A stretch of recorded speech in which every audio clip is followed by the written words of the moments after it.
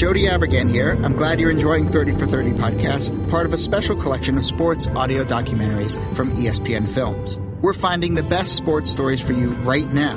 And to do that, we're behind the wheel of the Mini Countryman, the biggest mini yet. Please proceed to the highlighted route. To find great sports stories, you have to get out into the world and follow your instincts. That's where the Mini Countryman's all-wheel drive comes in handy. With all four, we can chase down a story in the city, the country, and most places in between. Podcast equipment isn't very bulky, but even if we're hauling a lot of gear, there's plenty of cargo space for all your stuff. And if a few of our producers tag along, no problem. The Mini Countryman comfortably seats 5 adults. The Countryman may be big, but it still drives like a Mini thanks to the twin-power turbo engine. No matter what story you're chasing, the Mini Countryman will help you find it. It's available now, and so are 30 for 30 podcasts. Visit miniusa.com/countryman today. This is the Stephen A. Smith Show podcast. I'm Stephen A. Good afternoon, everybody. Welcome to the latest edition of the Stephen A. Smith Show, coming at you as I love to do. Every weekday over the airwaves of ESPN Radio. That's 98.7 FM New York City. That's 710 ESPN LA, and of course nationwide over the airways of ESPN Radio. Sirius XM style, channel 80. Number to call up as always is 866-729-3776. That's 866-SAY-ESPN. Got a jam-packed show coming your way today. We'll get into a little NBA stuff, especially with Houston losing to the Los Angeles Lakers last night. What we're seeing from the Lakers, the promise that we're seeing from the Lakers. CP3, former Los Angeles Clipper, now with the Houston Rockets, going down, 32 years of age, turned down $200 million.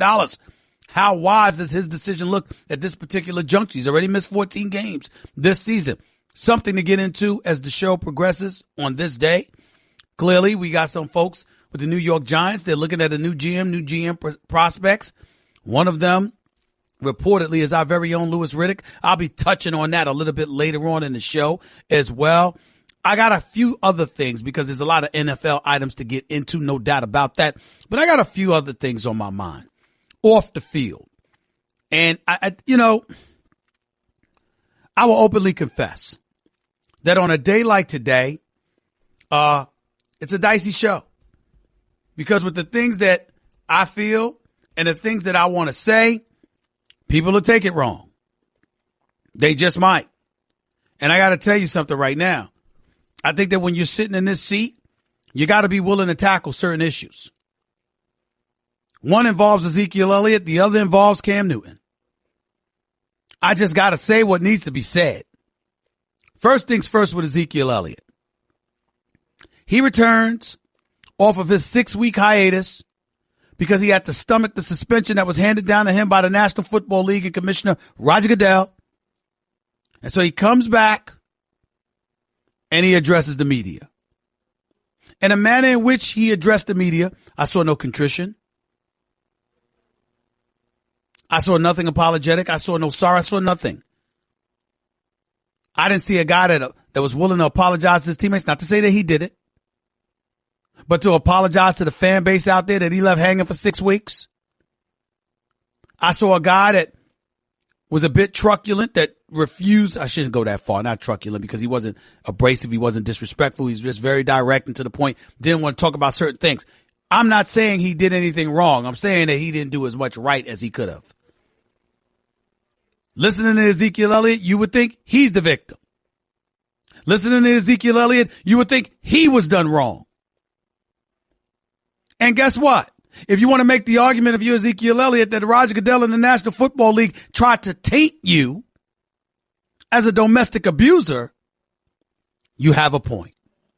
Roger Goodell and the National Football League had no business sticking their nose into those things as extensively as they did, where you're trying to literally classify whether he was guilty or innocent of such transgressions that took place on July 17th, 19th, and 21st of 2016, when he was a member of the Dallas Cowboys and found himself back in Columbus, Ohio, where he started Ohio State, getting himself into incidences of domestic violence on 5 separate occasions over that 3-day span with his girlfriend.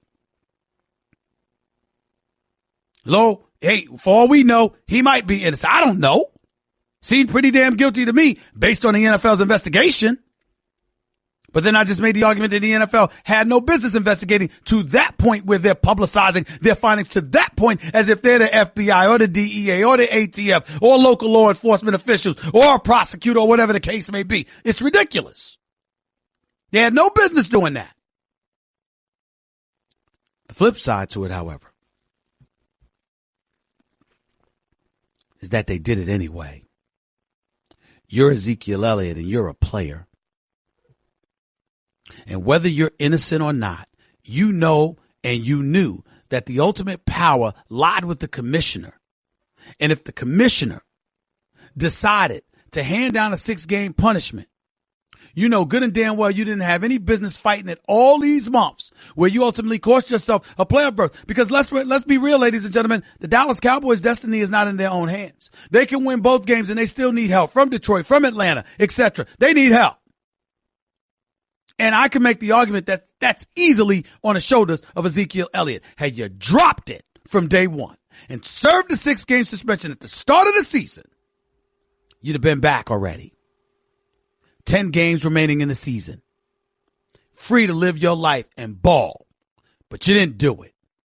And so you're out there yesterday talking to the media, giving one-word answers, turning your back and saying you refuse to talk about it. Guess what? All you're doing is setting the stage to be further scrutinized. And then he alluded to a documentary that he's working on that'll tell his story. For what? You think at this particular juncture, at this particular point in time, you're going to change the court of public opinion? Because that's the only reason why you would want to do something like this, unless you're looking to get paid, which is always possible. I just don't think it's smart. He's, hey, assuming he's innocent like he claims he is, he's not a criminal. If he is guilty of domestic violence and he would know that, then damn right he's a criminal. Somehow, somewhere along the way, I just don't know how wise it was for him to take the stance that he took yesterday. You're inviting an elevated level of scrutiny that I'm not sure necessarily works to your advantage. 866-729-3776. That's 866-SAY-ESPN. That's one item I want to get into. The other item is Cam Newton. Cam Newton's probably going to be in the news. Well, he's already in the news. And people are interpreting his words as that being in support of Jerry Richardson. Because Jerry Richardson, the owner for the Carolina Panthers, owns 48% of the team, has controlling interest. He's the boss. That man, Jerry Richardson,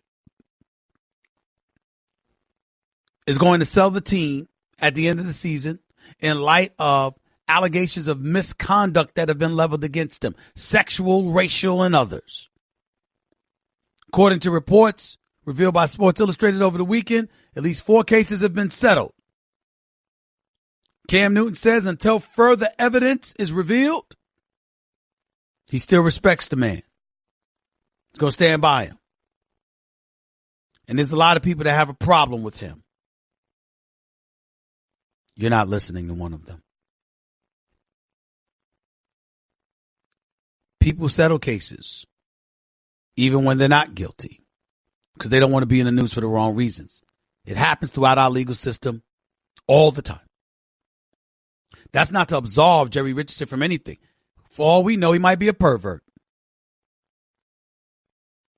I don't know whether he's racist or not, but I know there's a lot of black folks he's made very, very uncomfortable, particularly during collective bargaining negotiations with the Players Association.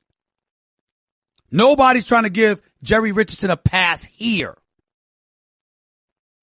And I really don't think that's what Cam was doing. I think what Cam was doing was alluding to a bigger issue that we all want to sit up there and try to evade. It's the big elephant in the room. And that is this. There are an abundance of men out here in this world that are absolutely petrified that a mere allegation is enough to ruin their careers. They don't have a case, it appears, when it points to Bill O'Reilly. They don't have a case, it appears, when it points to Matt Lauer. They don't have a case, it appears, when it points to Charlie Rose. They don't have a case, it appears, when they point to Russell Simmons. But there does seem to be a climate that exists where it says, hey, an allegation is all that's needed and you're done. Listen to Cam Newton, and that's what he appeared to be alluding to. Before I say anything, he didn't even talk about Jerry Richardson that much. He mentioned Jerry Richardson as an aside. Save the sound for later, y'all. Talked about Jerry Richardson as an aside. He was really pointing to a bigger issue. And I'm going to talk about that, even though practically no one else will. And I'm going to preface my comments by saying this. If you are a man and you are guilty of any form of sexual misconduct, sexual assault, sexual harassment, you deserve what the hell you get. I don't even mind if you go to prison. Shame on you. Nobody should defend that. But that's not what Cam was talking about. That's a conversation that's unavoidable. 866-729-3776. That's 866-SAY-ESPN. Let's get hot and heavy with it. It's the Stephen A. Smith Show on ESPN Radio. What did you expect? Want to be a part of the show? Hit Stephen A. up weekdays from 1 to 3 Eastern at 866-729-3776. I just saved hundreds of dollars by switching to Geico. I've never felt more alive. Disclaimer. Geico cannot guarantee you will feel more alive. You either possess functioning respiratory and circulatory systems, or you do not, or you are a zombie. If you are indeed a brain-starved zombie and you would like to save money on car insurance, the Geico legal team applauds your excellent life choices, even in your shambling afterlife. But we strongly encourage you to visit geico.com or download the Geico app. Please stay a minimum of 500 feet away from our large and presumably delicious, delicious brains. Geico. 15 minutes could save you 15% or more. You're listening to the Stephen A. Smith Show podcast.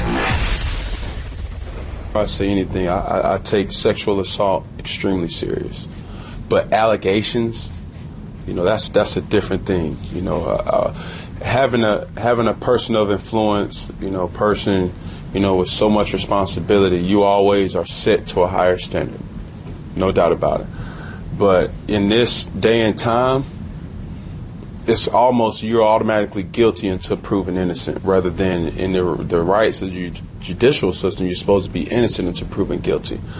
So everything that I've heard were allegations, and nothing was actually proven. It's just another person's word versus that person's word. But needless to say, man, I still think extremely highly of Mr. Richardson. There you have it. Last part, I don't know if it's appropriate to say you think really, really highly of a man that settled 4 different cases involving misconduct. But in the same breath, he has a personal relationship with the man. He believes he knows the man better than those reporting on the man. And one would surmise he's correct. But if you listen to Cam Newton speak on this issue, most of what he was saying had very, very little to do with Richardson. He was talking about things in general in terms of the society that we're living in and what these times are and what these times exist right now. Now, let me say this to the men out here. When you think about the climate that exists at this particular moment in time, make no mistake about it, that a lot of it is justified. Men brought it on ourselves. You may not have sexually harassed anybody. You may not have sexually assaulted anybody. But when women were going through the things that they were going through in the workplace and beyond, there is no doubt that by and large, they were victimized. There's no way to slice it. Statistically, That's proven. Listen to women and their horror stories. You cannot ignore that. There's legitimacy to those things. And there's a level of sensitivity that's required when it comes to it. Absolutely, positively correct. And it is also true that more often than not, hesitancy and reluctance to come forward stemmed from potential ramifications and repercussions that would come down the line for being so brave to be forthcoming. As from a societal perspective, as men, we have to own that. There's legitimacy to that. To the women out there, however, there is a flip side. And here's where it lies. There's a whole bunch of men out here. Not only men who have never sexually assaulted anybody. Not only men who have never sexually harassed anybody. But also 99 times out of 100 at the least. If a woman was being harmed or in trouble in any way at the hands of a man and other men knew about it, it would be men who would come to their rescue. So when Cam Newton opens his mouth and he sits up there and he says, hey, these allegations, he's not necessarily talking about Kerry Richardson. He's talking about a climate that exists. Now, to be fair, some of the people who have fallen, whose careers are in shambles or have flat out evaporated, well, how can you defend it? If there's any truth to the reports about Bill O'Reilly, the reports about Matt Lauer, the reports about Charlie Rose, and C.K. Lewis, whomever, Russell Simmons, whomever, it's indefensible. Can't defend that. So in that breath, absolutely. But if you have folks walking around that have never assaulted or never harassed anybody, and they're worried because they were consensually flirting with somebody, and how that could be interpreted in such a fashion that it could cost them their careers, you can understand how people might be in panic mode. I don't happen to have that problem. But there are men that are very worried about that because of the climate that we're living in. And the hypocrisy in all of it is that you have legislators and elected officials who are not only being subjected to less scrutiny, but even less punishment. And they're legislating our lives. But the modern day athlete and pundit or pundits have a whole lot to be worried about. Something about that seems backwards. I'm talking about in terms of the accountability, because I brought up the elected officials. Something about that doesn't seem right. Don't think for one second that that's what Cam Newton was not alluding to. Because it's all the athletes are talking about. It's all folks in the sports world and beyond are talking about in this day and age. And whether we like it or not, that's reality. 866-729-3776. That's 866-SAY-ESPN.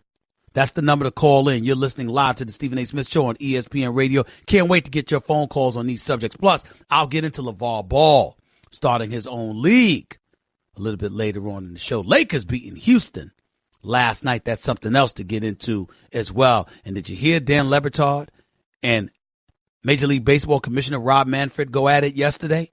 Well, if you didn't, you'll hear it here today. Stick around. Don't touch that dial. You're listening live to the Stephen A. Smith Show, ESPN Radio. Guess what? You're in the middle of the Stephen A. Smith Show podcast. Damn it, I mean it! Remember, I'll get into LeVar Ball and his new venture in just a minute. But for now, let's go to the phones. Jay and Callie, you're live with Stephen A. Talk to me. Hey, good morning, sir. First time caller. Thank you. So I'm not saying I'm an expert at this kind of stuff, but Neither am I, by the way. Neither am I. Go ahead. I've helped men with, I've counseled plenty of men with sexual addiction and whatnot. I'm not saying this is going up, but it's kind of paralleling what might be going on here. But a lot of these men have one thing in common. They're from the 70s generation, not Ezekiel Elliott, but the men that you mentioned, the free love 70s generation and whatnot. Time. You know why? Stop. You know why I want you to move on from that point? Because there are women that are in this world right now suffering at the hands of dudes that were born far later than the 70s. So I'm not saying, I'm not telling you that your point goes unnoticed. It's just irrelevant at this particular moment in time, especially to those women. Let's be sensitive to that. Go ahead. Absolutely. No, 100%. I've done both sides, either with men singly or with married couples and whatnot. But America has a big problem with pornography. America has been exposed to allowing a lot of different things to be subjected to the generations at a very early state in everybody's life and whatnot. Now, everybody's got choices. Fair enough, but what does that have to do with somebody like Ezekiel Elliott and what he endured? What does that have to do with Cam Newton's comments about Jerry Richardson? Ezekiel Elliott is 22. Jerry Richardson, the owner for the Carolina Panthers, is 81 years of age. Bring it to, put a bow on it. Break it, close your summation with that. Talk to me about that. Well, I would say as far as Ezekiel Elliott, I mean, some of the pictures that I saw of the choice of the woman that he chose to go out with there, I mean, that wouldn't be my choice. I mean, so what does that have to do with anything? What does that have to do with anything? And how could you tell by just a picture? You have any idea? You have any idea how? Listen. You called up here to say you've worked with this, you've worked with that. You don't sound like any kind of an expert whatsoever, sir. I got to be honest with you. I'm trying to be respectful, but you don't sound like any kind of an expert whatsoever. You don't sound like anybody who has any experience in this whatsoever. And to be quite honest with you, your words are very, very, very disrespectful. Because to sit up there and point to a picture, or the type of woman that he was around, just look at the picture. What does that have to do with anything? You know how to behave or you don't? Yeah, I mean, you have to behave accordingly. You got to be a gentleman, but we are all sexual by nature. Goodbye, man. Have a nice day. Ladies and gentlemen, I apologize for the ignorance that came out of that man's mouth. Yes, we are sexual by nature, I suppose. I'm not going to apologize. I mean, this is Mickey Mouse Network, but let's be clear. I like it. I know any and everybody I know likes sex, but that's not the point. You don't sit up there and use that as an excuse. I've never sexually assaulted or harassed somebody in my life. And there's no excuse for doing it. And I had a caller just call up here who's a grown man who talks about working with people that have these issues, and he's excusing it. I'm embarrassed that man was on the airwaves. My apologies. B.A., you're live with Stephen A. Go ahead. Hey, man, pleasure to talk to you for the first time. Thank you. So I just think that you want it both ways. Now, you the talk master, so just give me a second and explain what I'm saying. It depends on what you say. You said that the people settle for just because they don't want the drama. But at the same time, no, I did not say that. Go ahead. I did not say that. Okay, go ahead. I said sometimes they do. In our system of government, that does happen. That happens to be a fact. Okay, so let's address the sometimes they do. You can't then now turn around and say, well, if he got kicked out of there for selling 4 times, you can't be down with him. That may be one of the cases where the guy just settled because he didn't want to be dealing with all that. No, I'm not down with either position. Hold on. I'm not down with either position. What I'm saying is when Cam Newton spoke about his owner, he was speaking generically about the times that we're living in, but as it pertained to him specifically, when he made the statement, well, you know what? I have to see more. I have to learn more about what actually transpired before I condemn this man, because that's not the man that I know. He's coming from a place where he believes he knows the guy. I'm not talking about me. I've never met Jerry Richardson. I don't know him. Okay, but what is wrong with Cam saying that? He's saying. I don't think there was. I'm going to give him. That's my point. Listen, Let me make my point. I don't think there was anything wrong with what Cam said. Didn't you listen to me? I did. I just want to make a point, man. I'm a father of 3 daughters. I'm down with what you're saying.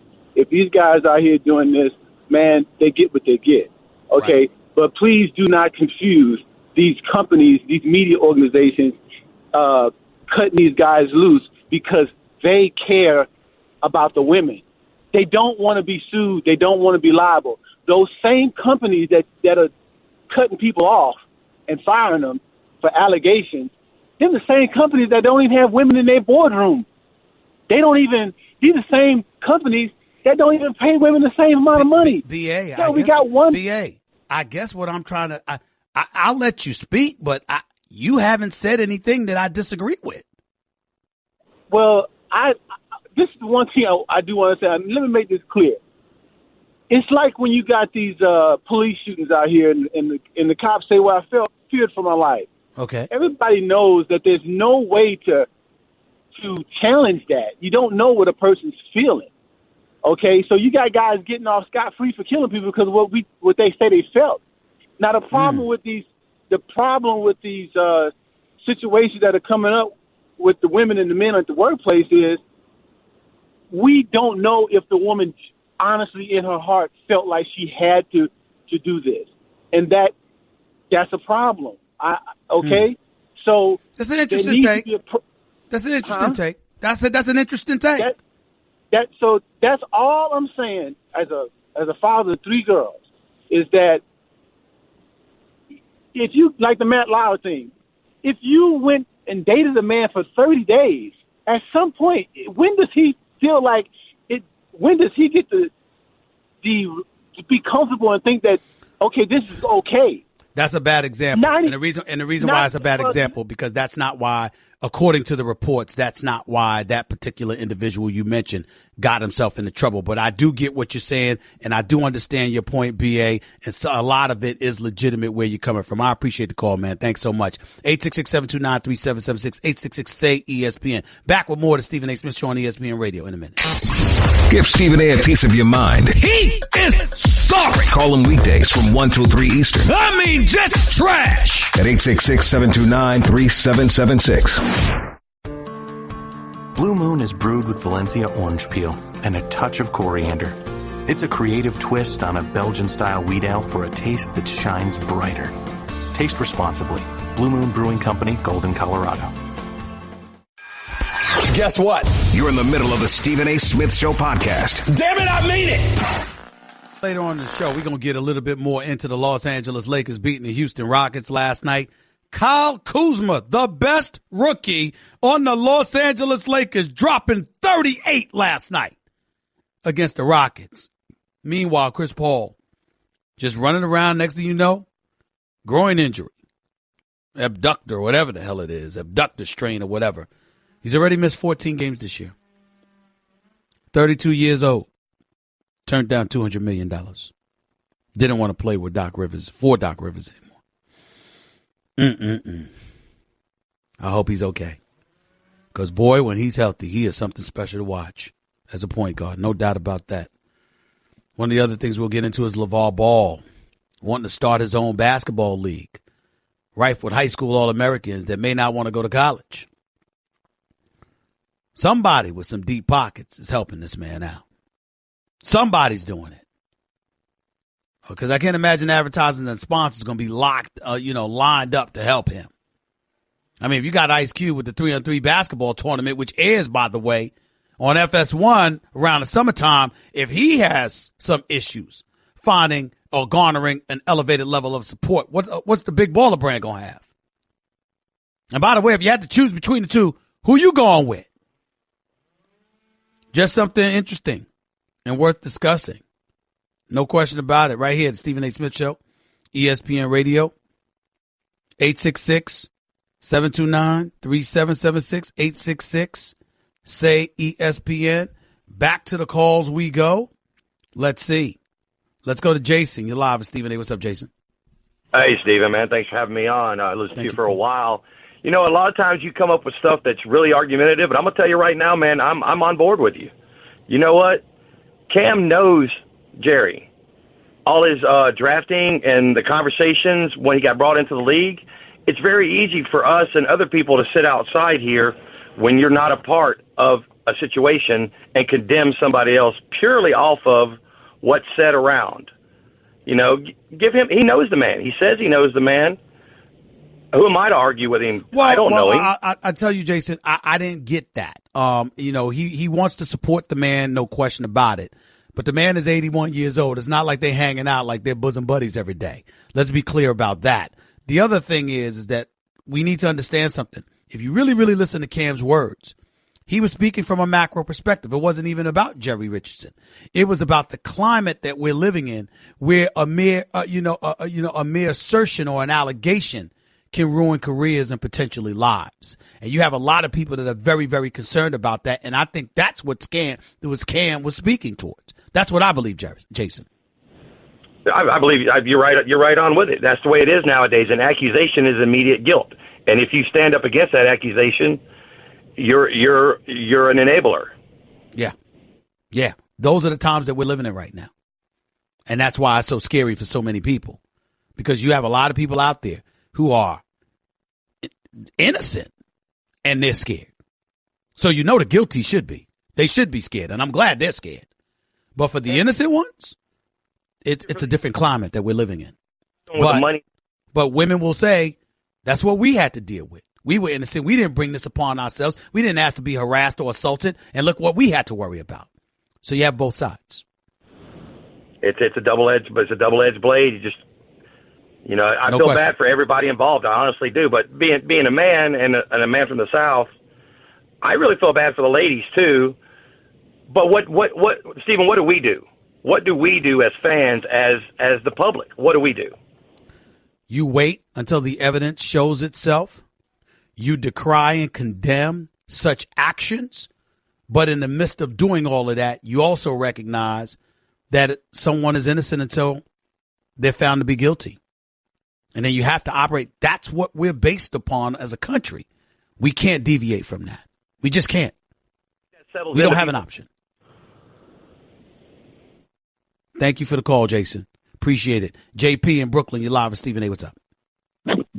Hey, Steve. Thanks for having me. Go ahead, buddy. Now, how much of this is Cam Newton worried about, you know, somebody like P. Diddy coming in to buy the team and talking about bringing in Colin Kaepernick, you know, which really don't make no sense when you have somebody like Cam Newton. It's like having, you know, Joe Montana, and you're talking about bringing in,